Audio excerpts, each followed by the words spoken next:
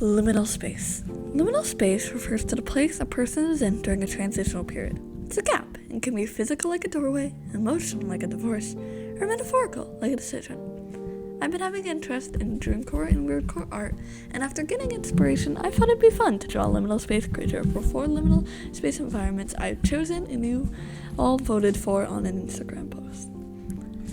All credits to the images being shown now and images used for references will be credited in the description. If you enjoyed the video, make sure to subscribe and like, and maybe check out some of my other videos.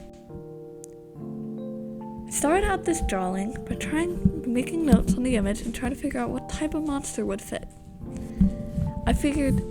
I realized at this point that I had drawn on the wrong layer, and I did all my notes on the image layer, which I wanted to use later for the background, so I redid all that. My first idea was a flower for the head, which I ended up sticking with, and had a good time drawing the hand.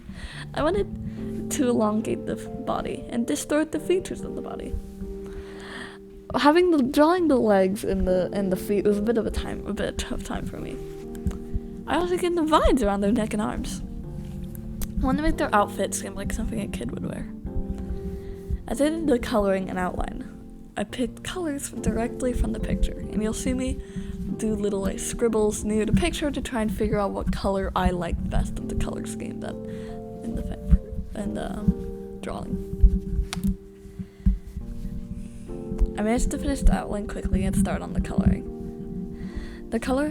The blocking up of the coloring went pretty smoothly, except for the vines, so it was a bit tricky as I had to outline all of it so I could color that in.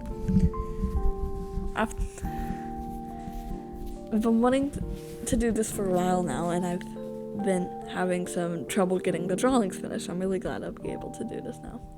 I did some block shading mainly, and then placed the character into it. Here's the finished drawing. I knew immediately what I wanted to do for this one. I wanted to do some sort of everyday item, like an umbrella, and you can see me now for the character. And you can see me, and you can see there I wanted to get them a vintage Victorian era style dress. So I inserted a bunch of pictures and put them off to the side there, and I outlined it in orange the parts of it I wanted to try and include in the drawing. I might still have those images saved, and if I do, it will be in the description for credit. I wanted to make the person giving you the shush with the one finger. It's hard to describe. Try to make it seem, because this place seemed very eerie to me. I thought it fit with the theme. I feel I picked the Victorian style dress specifically because I felt like this character would be more like a ghost more than anything. I thought it would look nice. I got onto outlining and made sure and had a good time making sure that I had all that arm in front of the pole and making sure everything was in front of what it's supposed to be. I ended up getting all that figured out. I made her have a little pocket watch that she had strung around her finger. And it's very hard, and it's a bit blurry because it's very small, but I did end up actually adding a time, which was 3 o'clock, and I presumed 3 a.m.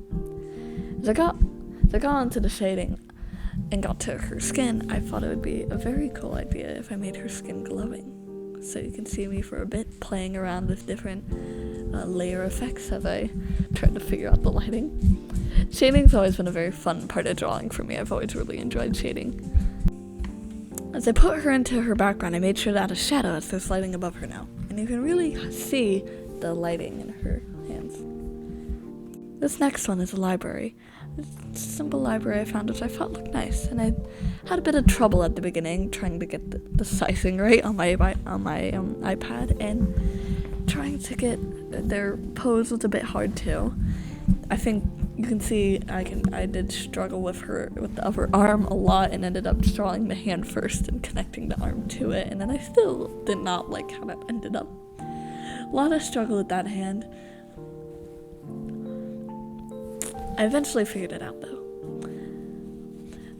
I decided this would be the most humanoid character and gave them just a normal outfit that I would personally wear. Some striped socks, and I gave them actual human hair this time. I've always loved drawing fluffy hair. I gave them like a weird smile, and you can see me forgetting to put alpha lock on there. I get in this weird like long like, lizard snake tongue, so I can try to have some part of them be creature. If you're wondering what those little scraggly bits are, it's like on the ends, like the jean shorts, they'll have like the loose ends, and I tried to recreate that. The striped socks, I feel like, are my favorite part of this drawing. I feel like it really adds something to the character's persona. Doing the shading was a bit difficult for me because of all the stripes, but I managed to figure out how I wanted to do it. And the shading looked pretty good on those parts. Put them into their background and made sure to add the shadow, and here's the finished product. This next one's color scheme was really hard to work around, as it was hard to find the brightest color for the eye whites, and also try to keep a nice white seeming color for the actual like eye whites of the whole head. I've been liking to draw eyes out of their socket recently, and that's where it came in with the idea for this one. I did the upside down crosses specifically because demons and stuff are known to be represented by upside down crosses. Doing the coloring, it's really fun on this one because I got to add all the little like bits in the scarf and everything, and it was so fun to do. I didn't have to worry about adding a shadow this time, as they're a spirit and floating, but I did anyways. This video is inspired by Lavender Tammy. Credits go to her for the idea.